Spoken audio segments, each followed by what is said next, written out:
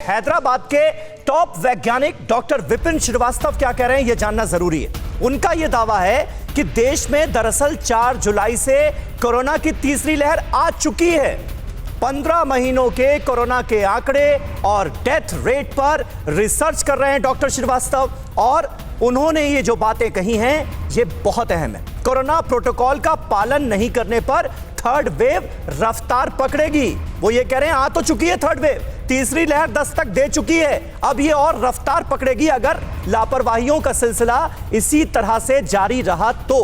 फरवरी 2021 में कोरोना की दूसरी लहर ने दस्तक दी थी और डॉक्टर विपिन श्रीवास्तव की एनालिसिस ये है कि ऑलरेडी तीसरी वेव कोरोना की दस्तक दे चुकी है और अगर कोरोना प्रोटोकॉल का हमने पालन नहीं किया तो इसके अंजाम भुगतने के लिए हमें तैयार रहना चाहिए। शारदा प्रसाद जी हमारे साथ मौजूद हैं। शारदा जी, आपका एडमिनिस्ट्रेटिव एक्सपीरियंस क्या कहता है, क्यों हम रोक नहीं पा रहे हैं? क्यों सरकारों की तरफ से भी लापरवाहियां हो रही हैं, लोगों की तरफ से तो हो ही रही है, लेकिन प्रशासन के लेवल पर क्या किया जाना चाहिए ऐसा जो नहीं किया जा रहा है, जिसके चलते हमें तमाम जगहों से लापरवाही भरी तस्वीरें सामने हमारे आती हैं? जी समीर जी, ऐसा है कि मुझे ऐसा प्रतीत होता है कि लोग तो बिल्कुल भूल गए हैं कि हम कोरोना काल में रह रहे हैं। छोटे शहरों में आप जाइए तो आपको कहीं पर कोई मास्क ना लगाता हुआ दिखेगा, ना कोई उसके प्रतिबंध को स्वीकार करके या कोई पुलिस वाला या कोई और डिपार्टमेंट का आदमी लोगों को मना करता हुआ मिलेगा।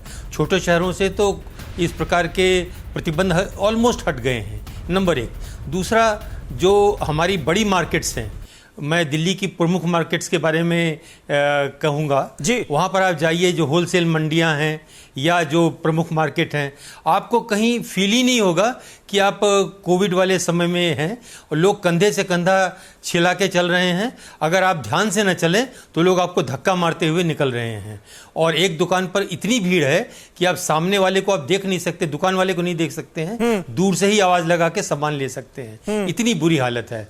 क्या कोरोना और क्या उसके प्रतिबंध, नंबर 1। नंबर 2, सरकार की जो नीति है उसमें कुछ क्लैरिफिकेशन की आवश्यकता है। मैं जस्ट एक एग्जांपल लूंगा। देखिए, उत्तराखंड सरकार ने कुछ दिन पहले कहा था कि हम ये कांवड़ यात्रा परमिट कर रहे हैं। उसके बाद अभी लेटेस्ट ये है कि उन्होंने कहा कोरोना ये कांवड़ यात्रा हम नहीं परमिट कर रहे हैं। पर उत्तर प्रदेश सरकार ने अभी भी कहा है कि कांवड़िया यात्रा हम परमिट कर रहे हैं। वही तो उत्तर प्रदेश की कांवड़िया यात्रा का परमिट करने का मतलब क्या है कि आप हरिद्वार के मुहाने तक पहुंच रहे हैं, तो भाई हम या तो गढ़मुक्तेश्वर या यहाँ कहीं पर गंगा जी का पानी उठा लेंगे। अगर हरिद्वार की तरफ लोग रुक करेंगे तो क्या मारपीट की जाएगी क्या?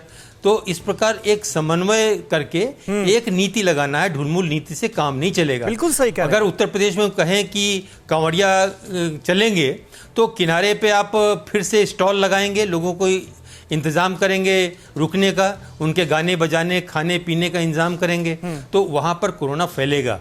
और ये एक्सपीरियंस मैं पिछले जो प्रधानी का इलेक्शन हुआ था उसके बारे में व्यक्तिगत रूप से मैंने देखा था कि प्रधानी के इलेक्शन में जितने लोग गए थे शहर से और उसमें से आधे लोग कोरोना लेके आए थे। सही बात और गांव-गांव में बिल्कुल हर जगह लापरवाही हुई और लोगों ने उसका खामियाजा भुगता। उसके बावजूद भी ताज्जुब होता है कि इस तरह का डिसीजन हम अभी भी ले रहे हैं। अड़ी सोमवार से शुक्रवार शाम 6 बजे सिर्फ TV9 भारतवर्ष पर।